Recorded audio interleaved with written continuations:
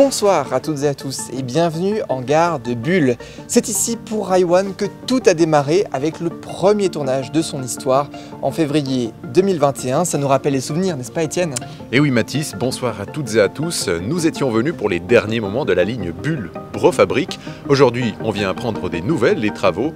Cette séquence fait partie avec deux autres de notre sommaire. Et pour ce retour vers le futur, exceptionnellement pas de séquence histoire pour démarrer, une première dans l'histoire de Raiwan, on la réserve pour l'inauguration du trajet direct Montbovon-Palaisieux. On pose en tout cas les bases avec Étienne et Nicolas qui ont joué les guides touristiques pour vous.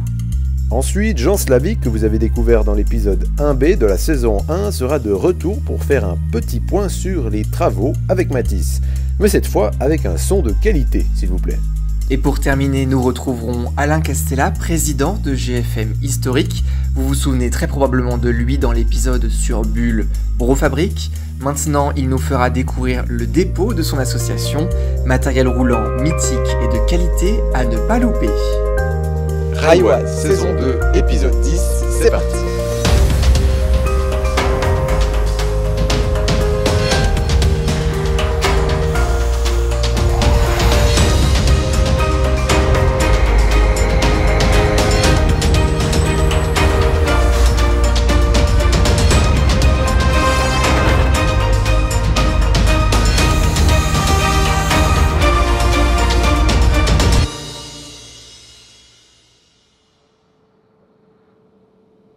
Et avant de retrouver notre séquence découverte, petite information au niveau de l'équipe de Raiwan.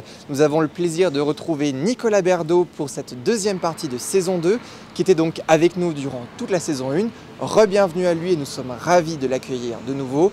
A l'inverse, nous remercions chaleureusement Arthur pour sa participation lors de la première partie de saison. Il nous a été d'une grande aide.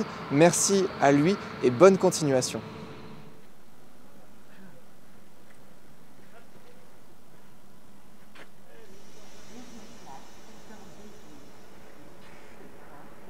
Avant de retrouver Jean Slavic et d'aborder notre partie technique, j'ai préparé avec Nicolas Berdo la chronique découverte de Palaisieux où nous sommes, à Montbovon, en voiture s'il vous plaît.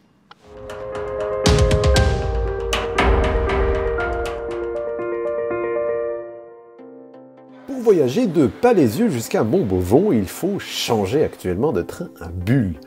Bon, plein de choses vont changer à partir du 31 janvier, mais à l'heure actuelle où ce reportage est publié, on est le 29 janvier. Donc c'est comme avant le 31 janvier. Bref, passons. Nous voici à Palaisieux, à bord d'un train à quai de l'annexe métrique de la gare fraîchement refaite, et on part à peu près dans la même direction que les trains pour Lausanne, mais vous verrez, comme c'est du métrique, ça tourne à tout moment. Notre train s'arrête à Bossonnance. Bienvenue dans la Veuvez. Cette gare est un petit nœud de correspondance car depuis ici, il est possible de changer pour prendre le bus pour Vevey, pour rejoindre la Riviera. Ensuite, toujours avec ces beaux panoramas, nous arrivons à Remontfens, ici où l'on pouvait skier. Il fut un temps lorsque la neige était encore généreuse et saupoudrait alors les collines de basse altitude.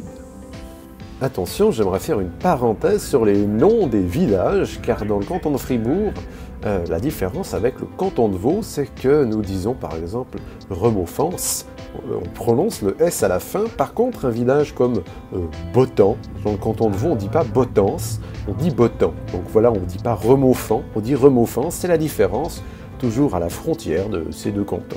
Hélas, nous arrivons plus vite qu'avant, avant de repartir plus vite qu'avant aussi, à la récemment déplacée gare de Châtel-Saint-Denis. Il y a encore quelques années, le mécanicien changeait de poste de conduite pour poursuivre sa route. Cette nouvelle gare permet justement au train de rouler plus efficacement en pouvant croiser en plus. Le seul inconvénient est que la ville de Châtel-Saint-Denis se retrouve un peu plus éloignée de la gare qu'avant. Pour se rendre à Sensal, au pied des Préalpes fribourgeoises une fois de plus, il faut traverser l'autoroute en la contemplant largement. Ici, c'est la verrerie qui a fait notamment la réputation du village, un peu comme quelques autres villages de la région. Prochain arrêt, la verrerie, justement, et ce n'est pas forcément une verrerie, c'est le nom du village cette fois-ci. Depuis ici, l'arrêt, c'est-à-dire la gare, offre des correspondances pour Romont avec les transports publics fribourgeois via bus, mais également via bus pour aller en direction de Oron-la-Ville et Palaisieux. Prochain arrêt, Vauru Sud, village enchanté et contemplé par son château, ayant une vue imprenable et panoramique. Restons dans le sud car nous arrivons à Vuadens Sud. C'est l'arrêt juste avant Bulle. Voici donc la gare de Bulle, presque terminée, on peut déjà voir à quel point elle est réussie. À peine traversée pour changer de train, c'est parti pour la deuxième partie du voyage. Nous avons eu la chance de voyager avec le train rétro, très sympathique, avec lequel nous avons roulé confortablement jusqu'à Montbovon. Et donc, nous voici partis.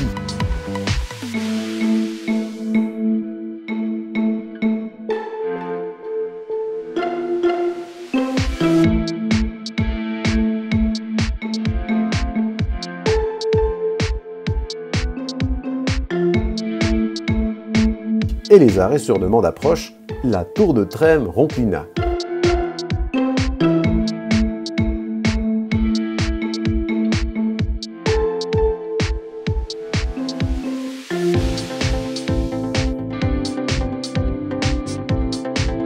Arrêt sur demande, le Paquier-Montbarry ou le Pachi pour les plus locaux.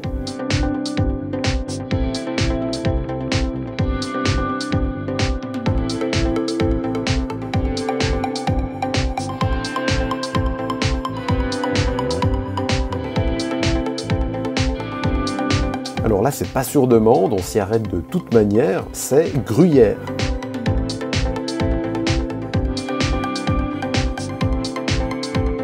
Si l'envie vous tente de voir ou de revoir ce coin resplendissant, venez en train, c'est plus charmant.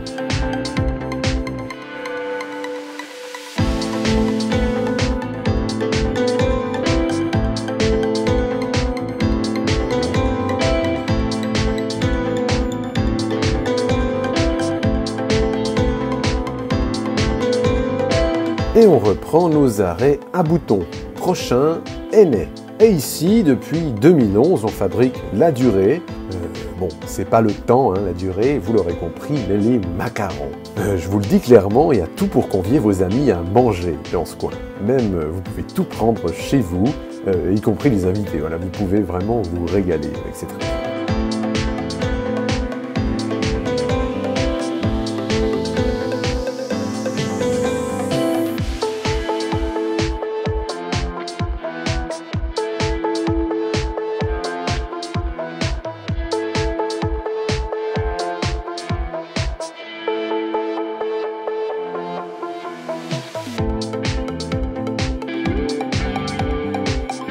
Villars-Soumont. Celui-ci n'est pas sur demande, hormis le fait que les pizzas sont excellentes ici, le patrimoine est toujours aussi sacrément présent. Et puis je pense profiter de cet arrêt pour vous présenter deux choses. Déjà l'architecture de la gare qui n'est pas forcément très originale par rapport aux autres qui sont sur cette ligne, mais pourquoi pas s'y pencher, mais également sur le train avec lequel nous sommes arrivés ici, et avec lequel justement nous attendons un petit peu avant de repartir. C'est un train rétro, ce n'est pas un train qui circule à l'horaire habituel, ce n'est pas un train qui roule à la vitesse habituelle, c'est un train qui roule selon justement ce qu'il transporte. Par exemple, vous pouvez le louer pour faire un repas d'entreprise, et puis voilà, vous mangez la fondue à bord, magnifique.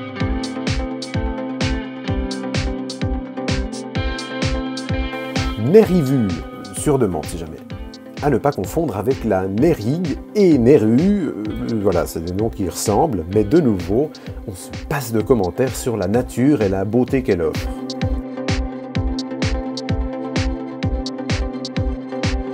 Albeuve. Nérivue et Albeuve, avec Montbovon et Le Soc, ont fusionné pour créer la commune de Haut-Intiamont. Justement, Le Soc. Je m'en veux terriblement de ne pas avoir été voir sa fontaine durant notre voyage au centre du village. Je trouve vraiment assez mythique. Et nous voici, après ces nombreux arrêts sur demande, à Montbovon. Bienvenue, mesdames et messieurs, à Montbovon. Comme je ne le dirai jamais assez, il y a énormément d'activités à faire et à ne pas manquer dans la région. Tapez un des arrêts qui vous est le plus sur internet et vous verrez votre prochaine sortie agendée, entre guillemets. De plus, la gare de Montbovon, en plus d'avoir le dépôt de GFM historique, elle voit passer et s'arrêter les trains du MOB, vous permettant de relier presque sans changement, et bientôt sans, littéralement, Montreux à Interlaken, voire Montreux à Lucerne. Bon là, il y a du changement, mais ça reste magnifique.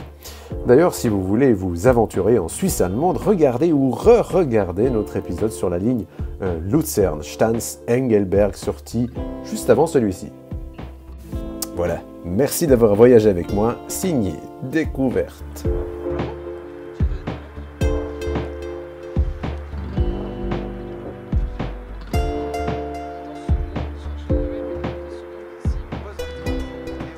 Vous êtes plusieurs centaines à nous suivre sur Instagram et nous vous en remercions chaleureusement. N'oubliez pas que nous sommes également sur Facebook et Twitter avec les pseudos en bas de votre écran.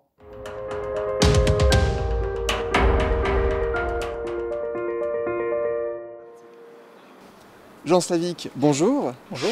Merci d'être avec nous. Vous êtes le chef de projet de la gare de Bulle et du tronçon Bulle-Bro-Fabrique. On vous avait rencontré lors de notre toute première émission en mars 2021, sauf erreur, il y a 10 mois. Vous nous parlez de ce qui allait se passer. Maintenant, on est en plein milieu du coup des travaux. On voit la nouvelle gare de Bulle qui s'est construite à une vitesse incroyable. Vous pouvez nous faire un petit point sur les travaux à ce jour ? En fait, beaucoup de choses se sont passées lors de ces 10 derniers mois. Quand vous étiez venu la dernière fois, on avait installé un quai provisoire qui nous a permis finalement d'avancer très rapidement sur le projet. Grâce à ce quai provisoire, nous avons construit le passage inférieur en 2 étapes et lors de ces 10 mois, et nous avons pu le mettre en service à la fin de l'année dernière pour le changement d'horaire 2022. Et en plus de cette mise en service, nous avons aussi pu mettre en service les quais 2 et 3. Donc le quai 2 avec la voie 2 pour le Régio Express pour Romont-Fribourg, et puis le quai 3 avec la voie 5 pour le Régio Express entre Bulle et Palaisieux. Ça, c'est au niveau de la gare. Pour Bulle-Bro-Fabrique, c'est beaucoup moins visible par le public. Comment ça se passe là-bas ? Alors c'est vrai que pour le Bulle-Bro-Fabrique, c'est moins visible dans le sens où c'est des travaux qui se font hors exploitation ferroviaire. On a complètement coupé le trafic ferroviaire sur la ligne. Donc en fait, les voyageurs ne passent moins devant. Et c'est finalement aussi des travaux qui sont très axés sur le génie civil actuellement, vu qu'on construit des ouvrages le long de la ligne, et c'est des ouvrages, donc c'est des points ponctuels à peu près tous les 500 mètres, c'est vrai qu'on a énormément d'ouvrages. Ah oui, ouais. Voilà. Mais c'est vrai que tant qu'on est dans cette phase, alors on s'en rend un peu moins compte. Mais les travaux ont bien évolué, donc l'ouvrage majeur qui est le pont sur la Trame 2, un pont de 40 mètres en précontraint, béton précontraint, va être terminé d'ici avril, et on va passer à la nouvelle phase, donc qui est plus voie ferrée comme on dit, où on va construire, on va poser la voie, on va mettre la ligne de contact et on va l'équiper. Et donc ça, c'est une deuxième partie qui va commencer à partir d'avril 2022. Ok, vous parliez des voyageurs justement, ils ne voient pas ce qui se passe sur Bulle-Bro-Fabrique, mais par contre ils voient tout ce qui se passe dans la gare. Il y a des petits problèmes de correspondance ces temps-ci avec la ligne qui nous intéresse aujourd'hui, le Montbovon-Palaisieux, qui sera au final donc une ligne directe, sans changement à Bulle, comme c'est le cas actuellement. Pourquoi est-ce que du coup on loupe entre guillemets cette correspondance d'1 minute qui nous fait attendre 1 heure pour faire un Palaisieux-Montbovon ? Alors, par rapport au concept qu'on a voulu mettre en place, on a dû finalement garder 2 gares en service en même temps. Donc la gare de Bulle est séparée en 2. Nous avons l'ancienne gare de Bulle, ou l'actuelle, et puis la nouvelle qui vient d'être mise en service. Et finalement, la ligne Palaisieux-Bulle-Montbovon est coupée en 2. C'est-à-dire que les trains venant de Palaisieux et arrivant à Bulle s'arrêtent à la nouvelle gare et ne peuvent pas traverser pour aller dans l'ancienne gare et continuer après vers Montbovon. Donc on a dû couper cette ligne en 2. Et finalement, avec l'horaire serré qu'il y a entre les connexions de chaque côté, donc pour résumer, Palaisieux, on se connecte sur la ligne Berne-Lausanne. Oui. Et puis à Montbovon, on se connecte sur la ligne du MOB qui ensuite va jusqu'à Montreux. Et donc on a préféré privilégier les connexions entre Bulle, Montbovon et Montreux et entre Bulle, Palaisieux, Lausanne, plutôt que de privilégier la connexion entre Palaisieux, Bulle et Montbovon. Alors par rapport à ça, effectivement, actuellement, on est obligé de transiter entre les 2 gares à pied. Donc, et la réserve de 1 minute qu'on a entre l'arrêt à Bulle et le départ vers Montbovon ou Palaiseul, et bien finalement on est obligé de le faire à pied et ça demande 3-4 minutes. Ce qui fait que ces correspondances sont donc pas possibles. Sont rompus. C'est vraiment, c'était le choix, bah voilà, il y a du mauvais choix, il y a une mauvaise combine d'un côté ou de l'autre, dans n'importe quelle solution, mais au final vous avez pris la solution qui avait le moins de côté négatif, on pourrait dire comme ça. Voilà, en fait on privilégie les liaisons où il y a plus de voyageurs, et puis avec les travaux on a dû faire des choix, et le choix qui a été pris, c'est de limiter, finalement de casser cette correspondance. Voilà. Donc la correspondance entre Palaiseau et Montbovon finalement est rompue depuis août 2020 quand nous avons mis en service le quai provisoire. Et à la fin juin, donc le 25 juin 2022, nous n'aurons plus la gare existante et tous les trains s'arrêteront donc en gare de Bulle. Et à ce moment-là, il n'y aura donc plus de problème et la liaison sera de nouveau possible entre Palaiseau et Montbovon sans rupture. Fin juin, parce qu'en fait, du coup, la ligne Bulle-Montbovon sera complètement interrompue dans quelques jours, c'est ça, fin janvier jusqu'à fin juin, du coup, 5 mois de travaux pour effectuer le tronçon, c'est ça, au milieu, pour à la fois partir sur Brofabrique en voie normale et sur Montbovon en voie métrique. C'est un défi, je pense, un défi technique, vraiment, au niveau de l'électrification, au niveau de l'écartement. Vous pouvez nous en dire un peu plus là-dessus? En fait, c'est vraiment la dernière étape donc, de ce programme de Bulle en termes d'interruption de trafic. C'est-à-dire que jusqu'à présent, nous avons donc... nous sommes en train de renouveler la ligne Bulle-Brofabrique, mais sur sa partie entre guillemets cul-de-sac finalement, extrémité de ligne. Et il reste un goulot d'étranglement finalement qui part de l'ancienne gare jusqu'à une bifurcation où c'est l'ancienne bifurcation comme on peut l'appeler entre les deux lignes voie métrique précédentes où on avait la ligne voie métrique qui faisait donc Bulle-Montbovon et la ligne voie métrique aussi à l'époque qui faisait donc Bulle-Brofabrique. Et c'est dans un secteur fortement urbanisé, donc on n'a la possibilité que de mettre une voie. Et donc ce qui se passe, c'est que maintenant qu'on est en train de changer la ligne Bulle-Brofabrique en voie normale, sur ce tronçon qu'on appelle le tronçon commun, on va devoir donner la possibilité aux compositions avec les deux écartements, de passer sur le même tracé. Donc pour cela, on a choisi de mettre une voie à 3 rails. Mais ce n'est pas le seul défi, donc ça c'est quelque chose qui est assez standard finalement, les voies à 3 rails, sauf que nous avons un défi supplémentaire, c'est qu'en fait nos compositions voies métriques sont électrifiées au 900 volts continu, et nos compositions voies normales sont alimentées sur le 15 kV alternatif DCFF finalement. Et donc on doit pour chaque train, suivant le train qui transite, faire une commutation électrique, c'est-à-dire qu'on doit passer du 15 kV au neutre, et puis finalement repasser après au 900 volts, et cela ainsi de suite. Et puis il y a aussi donc toute les installations de sécurité qui doivent permettre donc d'éviter à tout moment qu'on se trouve avec une composition voie métrique avec une électrification pour la voie normale. Oui, au niveau de l'électrification, c'est en fait comme une gare frontière au final.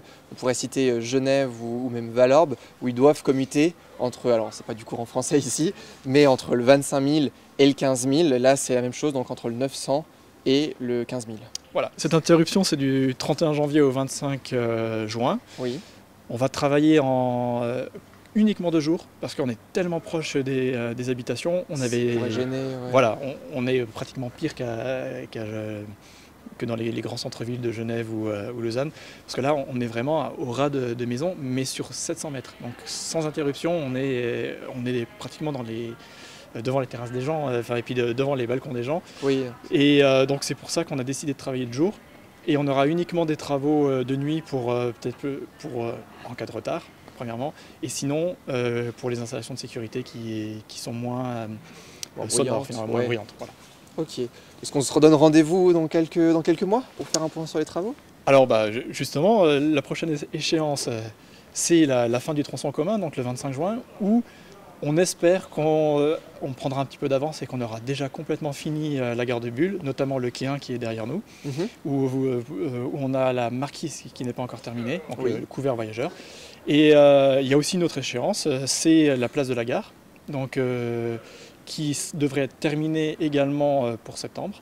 D'accord. et le bâtiment. Voilà, donc en gros, à la fin de cette année, normalement, tout ce qui est centre-ville, la gare, enfin centre-ville de Bulle, pardon, sera terminé. La dernière échéance que je vois, c'est justement le démarrage du chantier de la descente de Bro. Oui. Je me souviens, il y a 10 mois, vous aviez fait une petite présentation, on en avait discuté. On y était allé. On y était allé, oui, voilà. Oui. Il y avait le remblai qui était déjà en place. Exactement. Et là, on va commencer les travaux spéciaux. Donc, normalement, la procédure d'appel d'offres est en cours. On devrait pouvoir démarrer peut-être mai-juin les travaux.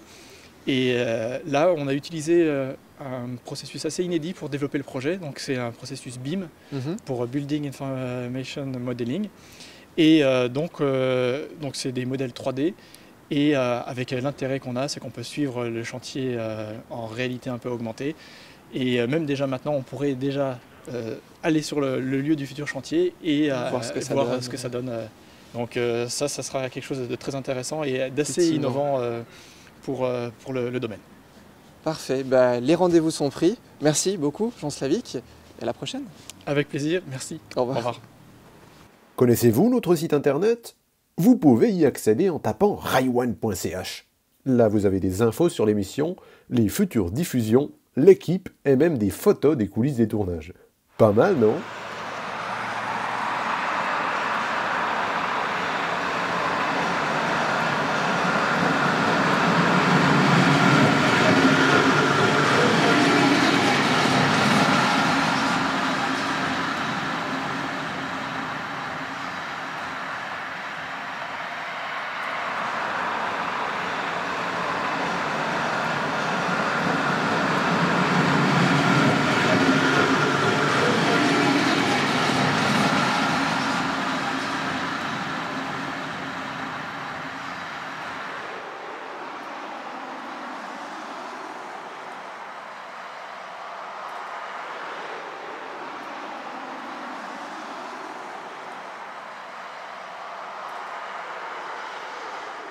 Vous vous en rappelez certainement, il y a environ une année, nous avions découvert une partie du matériel roulant de GFM Historique. Aujourd'hui, c'est vers leur dépôt que nous nous rendons avec Alain Castella.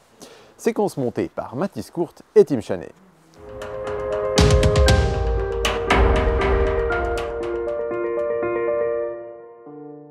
Ok, alors vous trouvez ici devant la remise TPF qui est occupée par GFM Historique.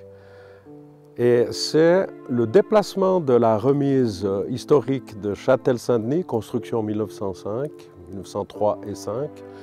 Je dis 3 et 5 parce qu'elle avait été agrandie. Et cette remise a été déplacée ici sur le lieu de Montbovon. Et ainsi, nous pouvons prendre place tous ces véhicules historiques dans une remise historique.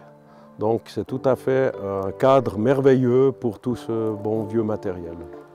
Alors voici l'intérieur de cette remise historique, donc déplacée depuis Châtel-Saint-Denis. Ce qui est absolument intéressant de voir, c'est sur votre hauteur la poutraison d'origine qui a été conservée pour cette remise. Et ce qui donne tout à fait un aperçu de ce que c'était que cette remise de Châtel-Saint-Denis qui était utilisée pour le garage des véhicules, soit CEG à l'époque ou chemin de fer électrique Veuvezan aussi qui occupait cette remise. Alors la collection de GFM Historique, c'est environ une quinzaine de pièces de 1903 à 1972. Et ce matériel nécessite un entretien, voire une révision complète. Ce qui est bien que là, vous avez derrière moi une voiture de 1903 ex-CEG, la C230, que nous avons dû entièrement reconstruire depuis le châssis jusqu'au toit, reconstruire complètement la partie de menuiserie. Et là, vous voyez qu'elle est surélevée de façon à ce qu'on puisse sortir les essieux. Ces essieux qui sont là à côté de moi, ces essieux doivent être reprofilés dans une entreprise spécialisée. Alors, derrière moi, tout à fait une autre époque, puisqu'il s'agit de 1943, en pleine guerre. La Suisse invente des trains révolutionnaires, puisque cette voiture était ajoutée aux automotrices 131, 132, 133, qui avaient été livrées par l'industrie suisse au GFM. Et c'était pour les chemins de fer secondaires les premières compositions avec voiture pilote, c'est-à-dire avec la possibilité de rebrousser chemin simplement en changeant de cabine et non pas en tournant la motrice, qui était beaucoup plus facile. Alors derrière moi, vous avez le BDT 273 qui est entièrement révisé. Donc on a sorti les bogies, les essieux, on refait la carrosserie, l'aménagement intérieur et ce véhicule pourra retrouver son automotrice 131 d'ici la fin de cette année. On espère au mois de novembre pour pouvoir faire des courses. On a aménagé soit dans l'automotrice, soit dans cette voiture, des tables ainsi qu'ici dans l'espace bagage, un espace pour le service, soit traiteur, soit fondu, soit pour les apéritifs, ce qui est tout à fait appréciable pour nos sorties. Alors dans la collection, on a des véhicules très anciens, puisque ici à ma droite, ça a l'air d'être un tracteur de manœuvre, mais ce tracteur, le châssis est d'origine 1901, c'est-à-dire que c'était les toutes premières automotrices du Châtel-Palaisieux et qui ont été reconditionnées par les ateliers de Bulle en tracteur de manœuvre. Donc le châssis est de 1901, la construction elle est de 1930, 1927 pour le TI13 et 1930 pour le TI14 que vous avez là. Et puis, ce qui est intéressant de voir, c'est la différence de fabrication par rapport aux véhicules plus récents. C'est la construction par châssis. Vous avez un châssis et on construit une caisse dessus. Ici, à ma gauche, vous avez l'automotrice 111 1903 qui avait été reconditionnée dans les années 50 avec modernisation des caisses, parce qu'il faut savoir que les entreprises de transport avaient reçu du matériel et comme il n'y avait pas assez de matériel, on va dire, à jour, ont repris ces vieilles automotrices d'origine de la ligne et les ont un peu reconditionnées, modernisées, en tout cas sur la caisse, plus que sur la technique. Mais ce qu'on peut voir, c'est la construction ancienne, c'est-à-dire le châssis avec des dînes très solides, avec le ventre de poisson pour consolider le tout, et la caisse en bois tôlé. Ce qui fait une différence par rapport aux véhicules plus récents. Après, dès la guerre, on construisait des véhicules monoblocs, c'est-à-dire que, comme si on veut, un tuyau sous lequel on met des roues, le tuyau est monobloc, c'est-à-dire qu'il n'y a pas de châssis plus de caisses construites dessus. Voilà ce qui fait la différence fondamentale de l'évolution de la construction des chemins de fer. Au début de cette ligne de chemin de fer CEG, chemin de fer électrique de la Gruyère, il y avait un trafic de marchandises en plus du trafic voyageurs. D'ailleurs, plus important le trafic marchandises que voyageurs, mais il fallait donc un certain nombre de wagons marchandises. Et avec la construction du Bullebro en 1912 et l'installation de la fabrique Caillé à Brofabrique, il y a eu un trafic extrêmement important au niveau marchandises. Ce qui fait que l'entreprise CEG a acquis un certain nombre de wagons marchandises. Et puis, comme il n'y en avait pas assez, c'est ce qui est intéressant avec le véhicule qui est derrière moi, ils ont eu l'idée, et les CEG étaient très entreprenants, pour aménager les wagons qui leur manquaient. C'est-à-dire que ce wagon-là a été aménagé aux ateliers de Bulle avec un châssis d'un wagon plat, c'est-à-dire d'un RKMO sur lequel on chargeait les billes de bois. Et comme il leur manquait des wagons couverts, on a construit une caisse dessus pour pouvoir charger les marchandises. Donc il y avait 4 wagons à 4 essieux identiques qui ont été transformés à cette époque. De ces 4 wagons, il en reste 3. À ma gauche, aussi lié à l'exploitation du Bull-Bro, en 1912, il fallait transporter tout ce qui est les paquets ainsi que les lettres, enfin tout ce qu'on appelait les PTT, le service du courrier. Et les COG ont commandé à l'industrie suisse 2 wagons identiques, ces fourgons, dits fourgons à balustrade. Et ces wagons-là ont traversé les décennies, et heureusement, car ces 2 fourgons, parce que là on n'en a qu'un, mais l'autre est devant chez Caillet actuellement, et ces fourgons ont un intérêt absolument national du fait de ces balustrades tout à fait remarquables, et ça c'est des pièces d'intérêt national qui sont très très intéressantes. Fourgons à 2 essieux, avec le service bagages et le service postal avec le tri. La personne qui était à l'intérieur s'appelait l'ambulant postal. C'était la personne qui était chargée de trier le courrier dans les différentes cases avec les différentes gares. Et ça, c'est conservé à l'intérieur de ce véhicule.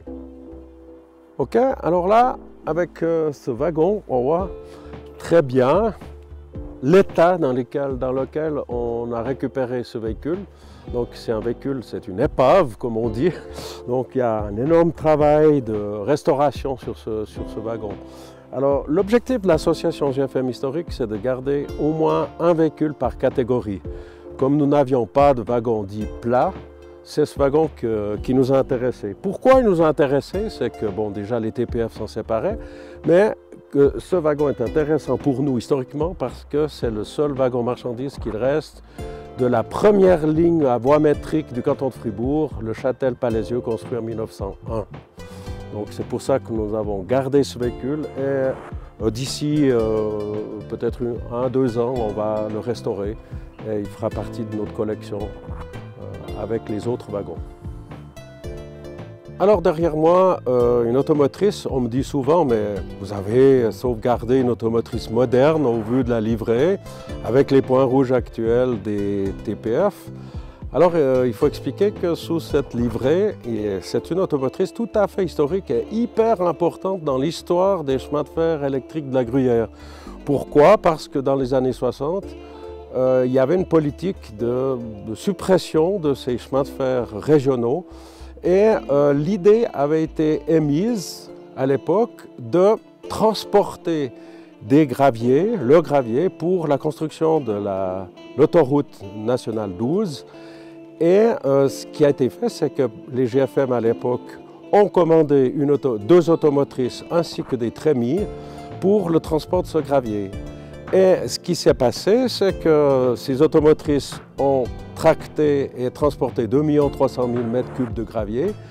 Et une fois que ce travail a été fait, la crise pétrolière est arrivée, la Confédération a changé d'idée et a permis au contraire de sauvegarder toutes ces lignes secondaires.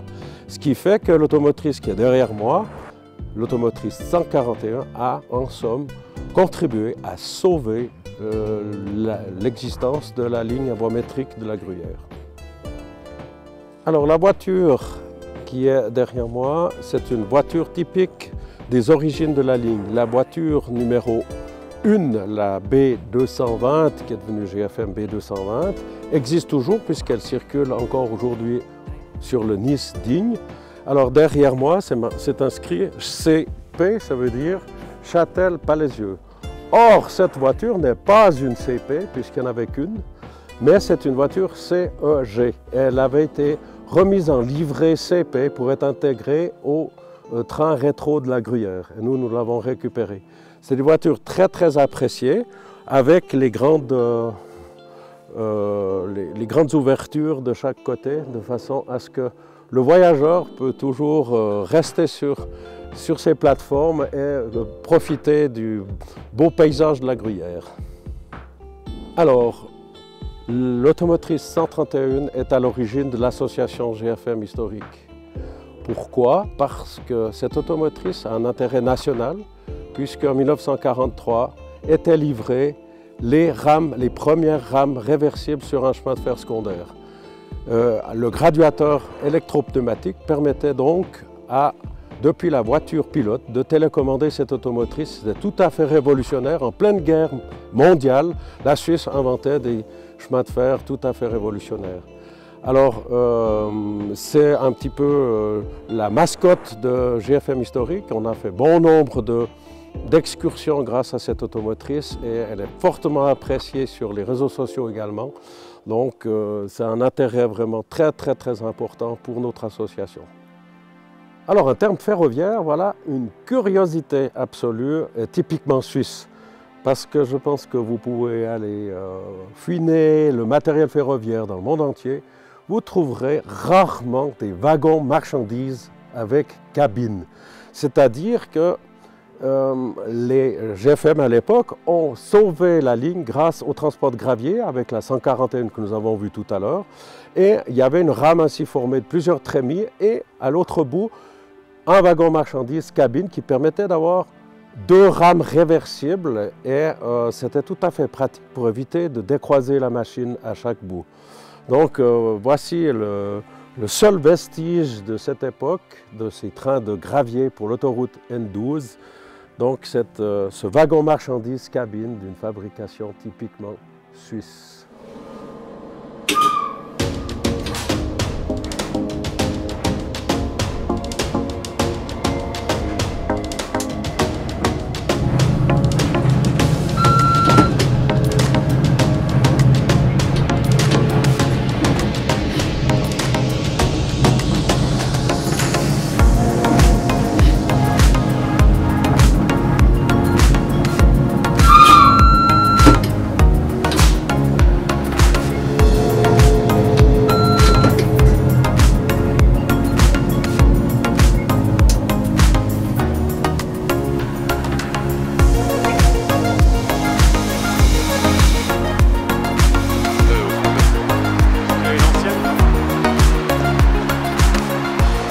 Nous arrivons au terme de cette émission consacrée au Palaisieux Montbovon où nous sommes actuellement. Merci beaucoup de nous avoir suivis. Information sur les diffusions de l'émission Raiwan. Les diffusions de l'émission Raiwan sont interrompues. Cette situation est due à des difficultés rencontrées lors du tournage des émissions sous période pandémique. La perturbation durera jusqu'au samedi 26 février 18 h. Un service de substitution est mis en place sur la chaîne Télé-Suisse, diffusion des épisodes tous les soirs à 19 h et le samedi à 18 h. Vous êtes de plus en plus nombreux à nous suivre sur Télé-Suisse et sur YouTube, n'est-ce pas Mathis? Exactement, Télé-Suisse est notre diffuseur officiel sur votre téléviseur. Toutes les informations sur raiwan.ch, rubrique les diffusions. Et puis il ne vous reste plus qu'à vous souhaiter une très belle soirée. Bonne soirée. Ciao. À bientôt.